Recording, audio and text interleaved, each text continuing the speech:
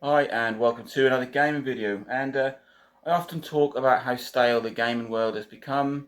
New consoles, new games, they just sort of get bigger and fancier, but nothing more than that really. Retro is making a huge comeback, and some of this is because there's so little innovation in gaming at the minute.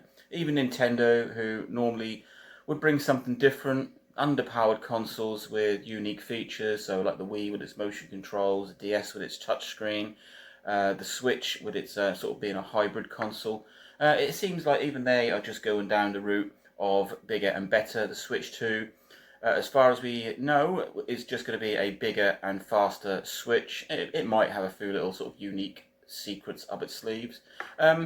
But one area that is making games and the whole gaming experience a bit different is VR, and it's an area I am not a huge fan of.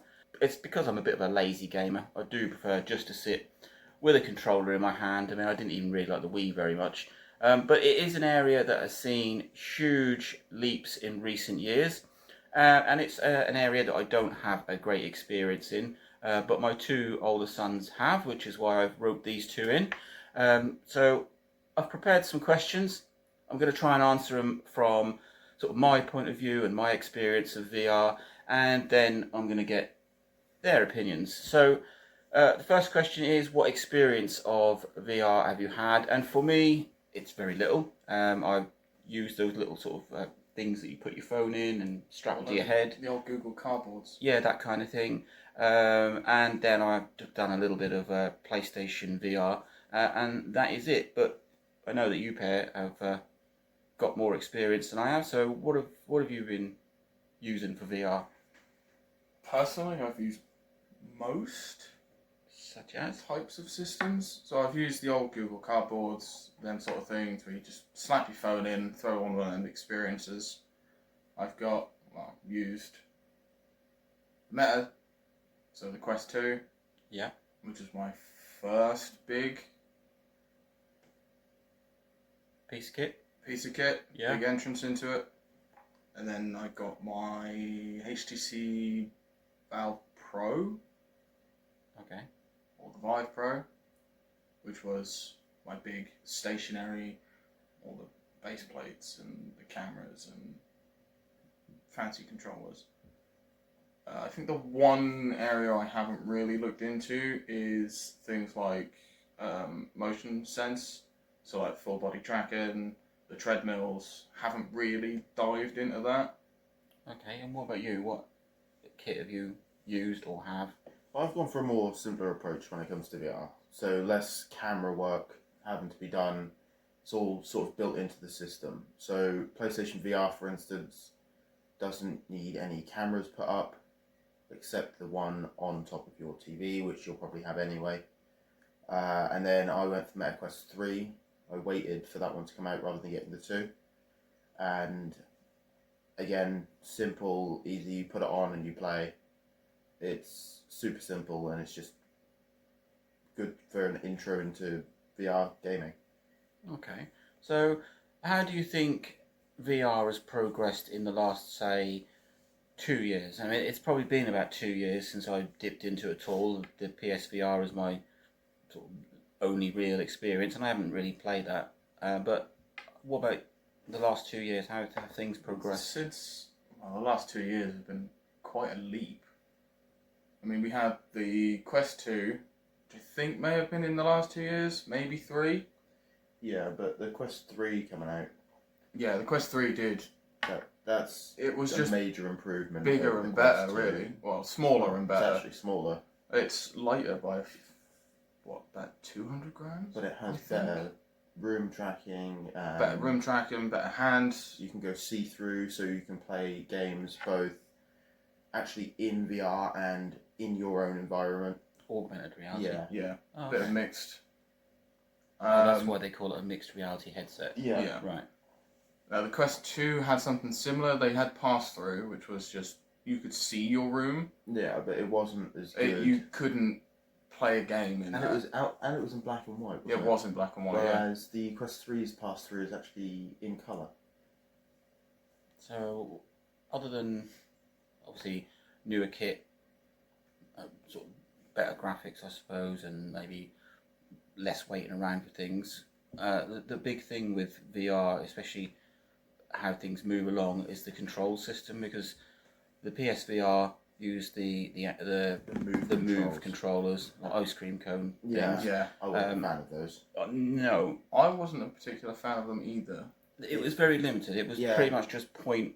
To move. To move. And you But teleport everywhere. I've seen some of your Quest handsets. They've got more buttons on They've them. got joysticks. They've which got joysticks. allows you to move and look around using the joysticks, rather than having to actually turn like you did using the PSVR. Yeah, So it's definitely grown. that's one area that has progressed. Yeah. The control Definitely the systems. controls. and the the ones graphics. I've got have full hand capability. Yeah. What see? So if you want to pick something up, you grab the controller, and if you want to let it go, you drop.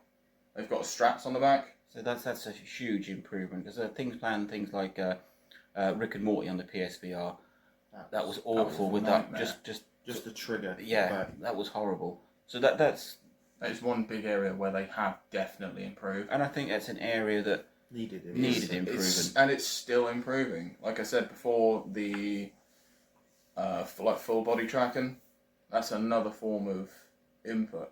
So if you want to move, Yes. it Are takes they- the controller out. is that the one where you can you're harnessed Your in entire body and is you can in. run and everything. That's That's treadmill. That's or treadmill. Treadmill systems. I mean that is where I would expect.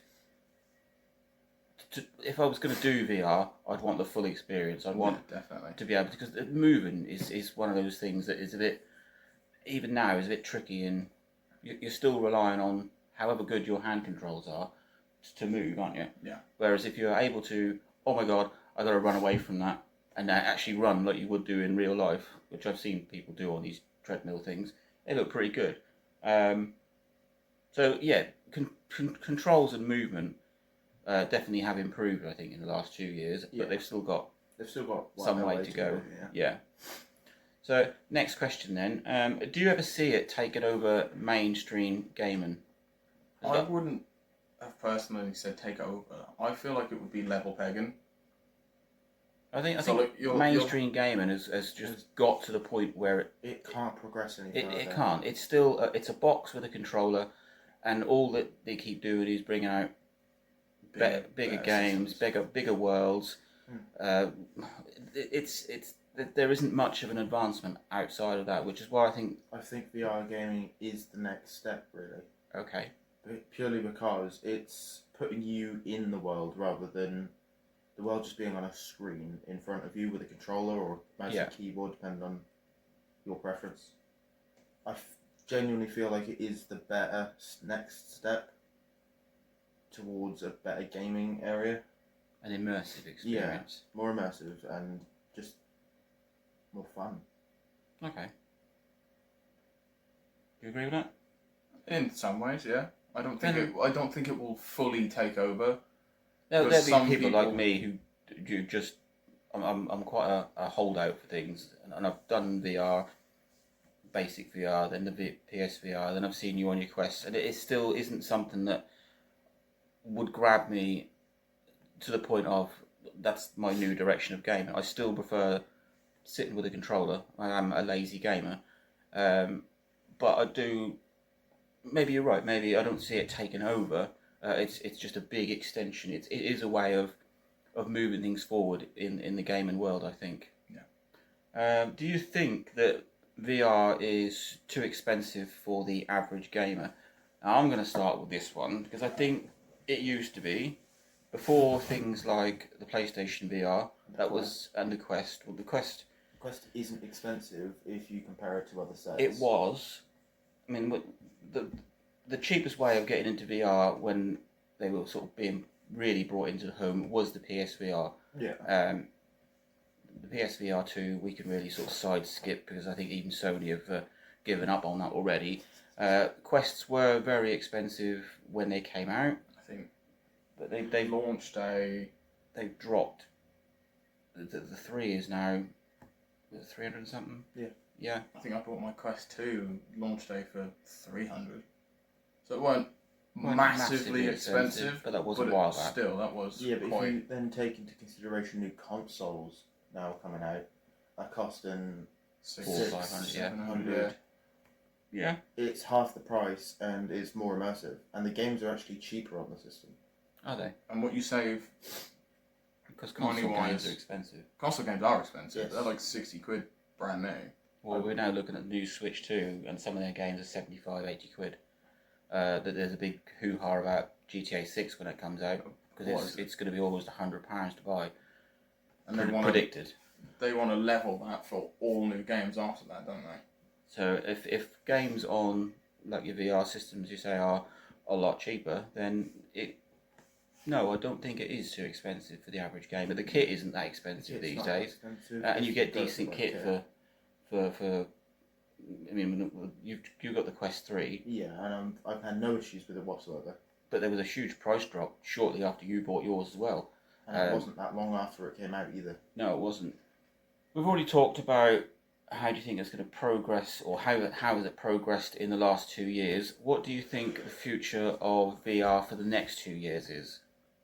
Full body and full immersion. And better controls. Yeah, and better controls. I feel like haptic will And take haptics, yeah, we haven't a mentioned haptics further yet. step forward. Because Because- haptic suits at the minute aren't actually as expensive as people think We've- they are. Are these Had- haptic? Are we talking about rumble, that kind of thing? Yeah, You can like feel full vibration. If you get slapped in a game, I don't know if I'd like that. If you you get feel if it. you get shot Yeah. in the chest, you feel the fact that you get shot in the chest. You know what I'm like at playing games. That's just going to be... Getting peppered constantly. Yeah. We've done the haptic before, haven't we? We've went out and done an We experience played with it. Arizona Sunshine with it. We didn't did, and the first thing we did was just turn and shot each other for a minute, And just to then threw a test the grenade, haptics. You drop a grenade next to yourself, and you feel it. and you feel where it is. Not just the entire thing rumbles. You drop it on the right side, you feel it down the right side, and on the left because you've it's a got- grenade. But Because you've got haptics on the front and the back, so you can tell directionally where you're getting shot from just from the So haptics. this ties in with it becoming more immersive. Yeah. Better controls, better systems, haptics, treadmills. This whole thing, just bringing the whole sort of VR past the point of just waving your arms around. Yeah. The future is more about better games, but alongside that, increasing the controls and Yeah. making that whole thing immersive. sort of making it less industrial and commercializing it as well. Because a lot of these treadmill systems are huge. And massively expensive. Yeah, but that's the same I with think- anything. If the first sort of VR kits were huge and cumbersome and cabled and wired, and you needed this kit to plug in and that kit, Yeah. so everything gets shrunk down and sort I of think commercialised a little bit more. nowadays you can buy a full treadmill kit for about 2.5, maybe $3,000. It's not too bad if that's your thing, and then But that's just the treadmill. With no system with There's it. no system, I think. Anyway, don't quote me on it, but they will. they will will drop. over time when newer stuff come out. The older stuff will drop off. The prices will drop, the sizes of things will drop. You'll be able to put them in the corner of your kitchen, and it won't look like some sort of Alien spaceship. or a lab in the corner. Yeah. Yeah. Do you think that VR will lead to virtual socializing and virtual holidays? I'm gonna forefront this one. No, because it's already a thing. There's already VR socializing. You've got Such as? things like Rec Room. You've got World. VR chat. Yeah. Rec room, yeah. Rec Room was a massive thing. Still is. You could jump in a Rec Room lobby now and just go and socialise. You don't have to do any of the experiences. VR chat is great for VR socialising. I think it's like every 6 months, me and a couple of friends from wherever they are in the world will just hop on and just chill. I think I was more going down that if you wanted to go to Italy and see the Leaning Tower of Pisa or whatever it is, that you could book like a VR package that you could do. Why would you book a VR package? To save you going on holiday physically. Yeah, but then you're spending money to go there once. Well, you do that So- anyway. Yes, but you're actually going there physically. You're feeling the environment. You're actually there. I don't feel like VR holidays would be a good thing. Maybe holidays. I don't know. Maybe sightseeing. Maybe sightseeing, yes, like in Italy, Well, obviously you yeah, have you- things like Mount Vesuvius and And Pompeii. you've got the Vatican as well. Yeah, so going and seeing those in VR and going and seeing those in person would be two different things. Climbing up Mount Vesuvius is a feat That to takes do. time. Yeah. But if you're doing that in the VR, it's just Walk forward. you don't Not- feel the heat, the sun, the smells as well. Do you not think it The would be a dust. way of experiencing things that you'd never get to experience, and visit places you wouldn't? Or Well, are you not counting that as actually visiting them? Yeah, I'm not counting that as actually visiting. I wouldn't count it as visiting them either. But say scuba diving, for example, you could book like a package. You wouldn't if you physically I do couldn't get go and do it. I get what you're saying. Actually, you're not actually scuba diving. No, It's a glorified video But pretty much. What you, that you look around in. But what you could do is you could get a scuba diver with a 360 camera as like a webcam, and then But you're still not there, I suppose. you're not there, but it's still like live. It's still happening right there and then. It's different if you're going to a museum or an Yeah, art gallery. because it's just stationary. You are just standing there looking at paintings, whether you're there or not. Yeah, so you can just move around and not have to worry about the people. I think it would be good for some things, but you aren't fully experiencing it. Mm. It is virtual. But like actual holidays and stuff, I just don't think it would be a good thing. Okay. I think we've kind of covered this a little bit in one of the earlier questions, but is VR the future of gaming? I would say it has a big foothold in the gaming industry. I've spoken about the current state of gaming, games consoles. I did a video recently that, actually I've done a couple of videos. Is retro the new future of gaming? It's very big, but it's not for everybody. Is handheld the future of gaming? Because that is becoming more and more of a thing, with consoles getting bigger but smaller, more powerful. So you got the Switch 2, the Steam Deck. Sony are supposedly looking into handheld again. Microsoft are definitely making some sort of Xbox handheld. So I think handheld is a new avenue for games companies to go down. It's not really new. Well, it's new in the fact of that they can now build from things like the Vita upwards handheld consoles that don't suck. That they actually can play decent AAA games Well, on the go, like your Steam Deck, etc. well, Steam Deck can do that anyway. That's what I already. mean. And so can the Switch. I mean, the Switch can run things like Doom and Skyrim. So I think handheld is a big new thing in its current form for gaming, but it's not the be all and end all. Not everybody likes handheld gaming. As wonderful and as powerful it is, not everybody wants to sit there and look at it on a 5-inch screen. Well, And so that's the where same the could be Switch systems. The come in. Switch is good for that, yeah. and the same could be said about VR. Not everyone wants to have a screen strapped to their face. Not everyone can have a screen. strapped No, to that's their true. face. So is it the future? Is it a future? Is it a possible direction? I think it's one of multiple futures. I think handhelds still going to be there. I think home consoles have pretty much had their day. Home consoles have, but yet PCs still seem to be. PC is yeah, but a I lot put of- that in a different category because it's ever evolving. You buy a That's the PC, thing. and it's your games machine for life. Okay, you've got to upgrade it, do this, that, and other.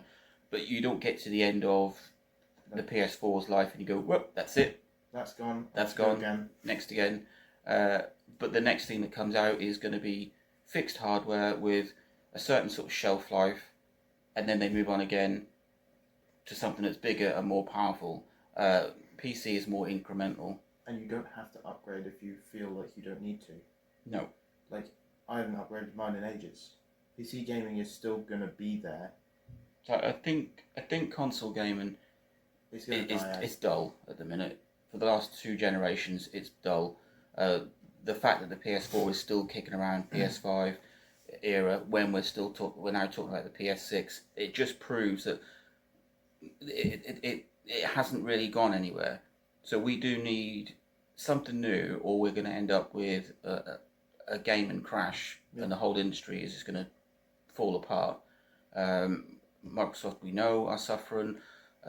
Sony seem to be doing okay. Nintendo are just a completely different kettle of fish. You just don't. They do their own thing and it works. But gaming as it stands at the minute can't continue. Handheld, yeah, that's great.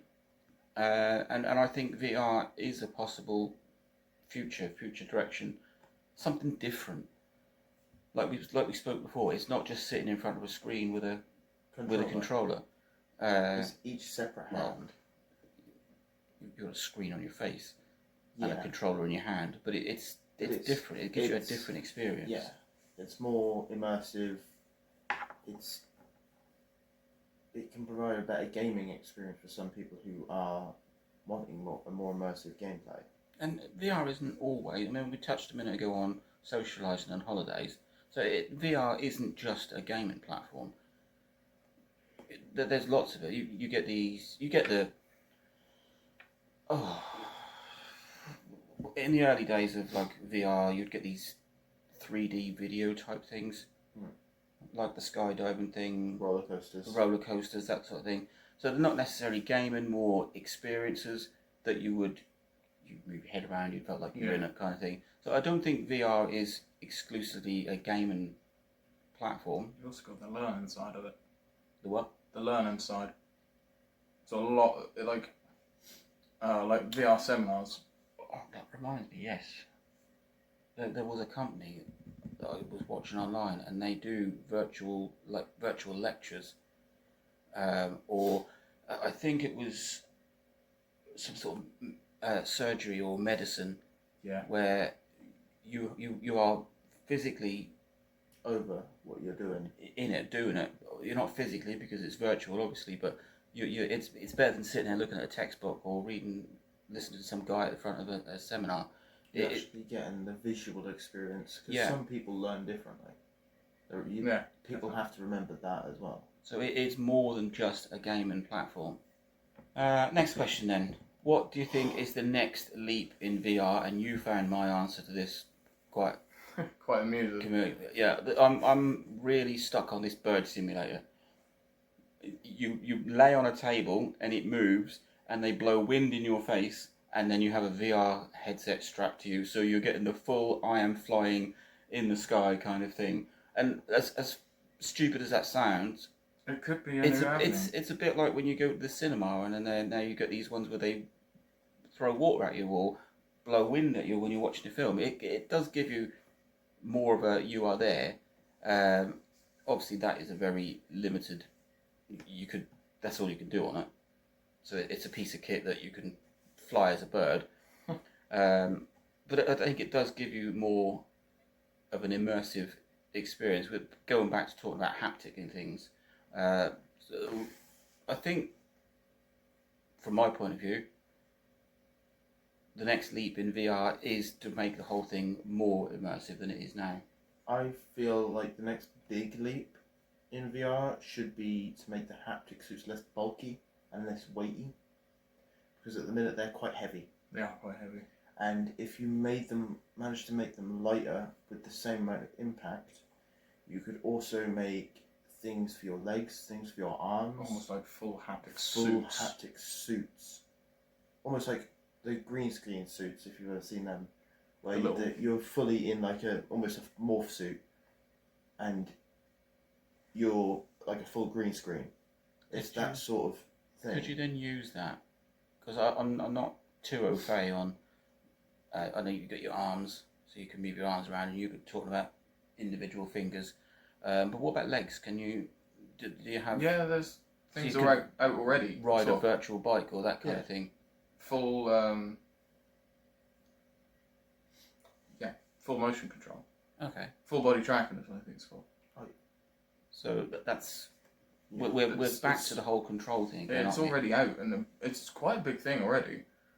But that is another leap, like commercializing it a bit more, because it is quite expensive to do full body. You need Yeah. cameras and a suit with all the little bobbles on it and trackers and things like that. You need everything for it. Over time, that will become cheaper and smaller and more available better. commercially and better. Yeah. So, do you think VR is a gimmick, or is it here to stay as an extension of gaming, or as Well- an extension of life Well, in I mean, general? It's been long enough for it to not be a gimmick. I mean, already. we've spoken about countless number of reasons why it's not a gimmick already. You've got the learning, the gaming, the experiences you can do, the friends you can make, meet, speak to that you wouldn't be able to normally. Also, another point, you could technically use VR for training.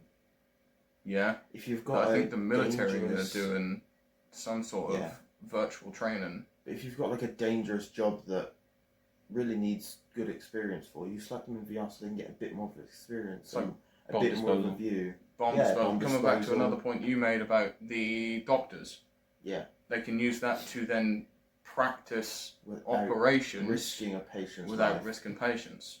Or construction without having an entire building collapse, or Architecture. Architecture. There is a whole myriad of things that you could train You for could train in for. VR, and it makes it then safer for once they're on the job site because they know sort of what to expect.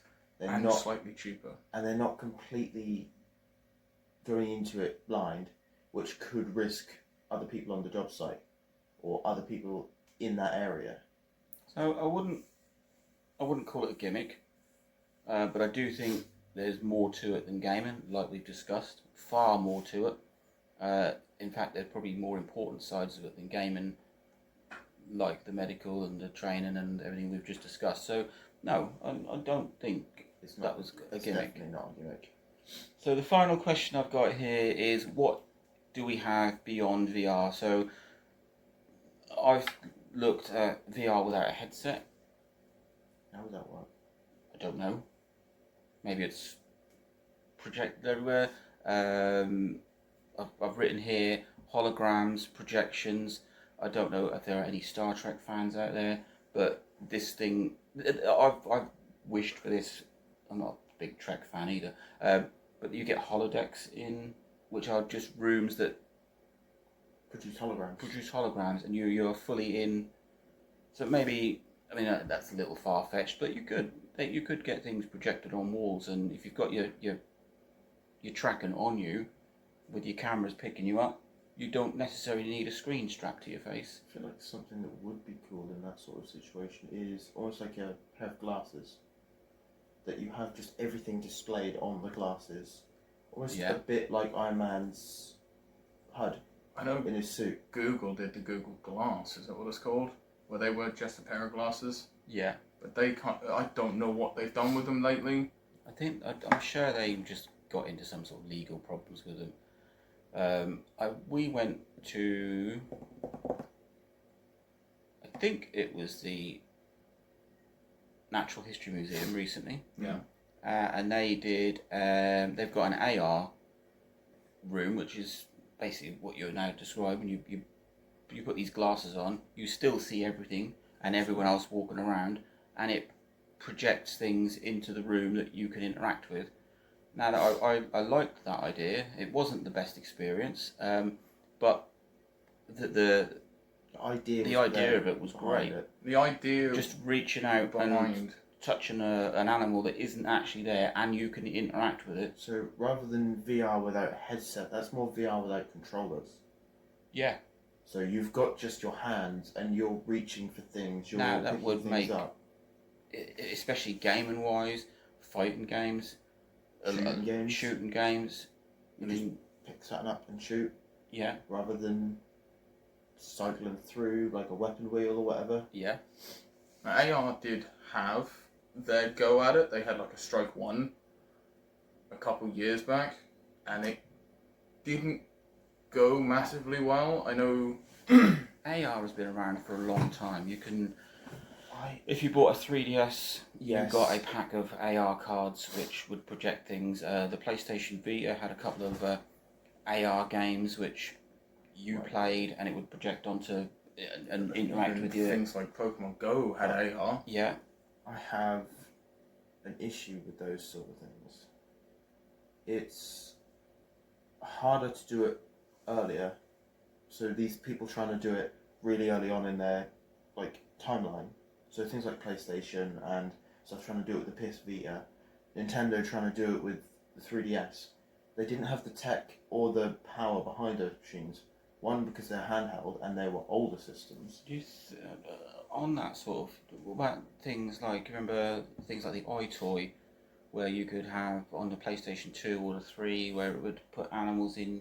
I think that's more in reverse. You're seeing your environment on the screen, Yeah. but it's still some kind of augmented. Still kind of in that zone. Yeah, it's taken it out of just gaming, or taking it and blending it into the real world. Yeah. I like the idea of augmented reality. I like it more than I do virtual reality. Virtual reality, you shut yourself in and away from, whereas AR is very interactive. I remember now there was an experience that used AR. They built the room like it was huge, like warehouse that had been converted into this arena. And you put the headset on, and you would see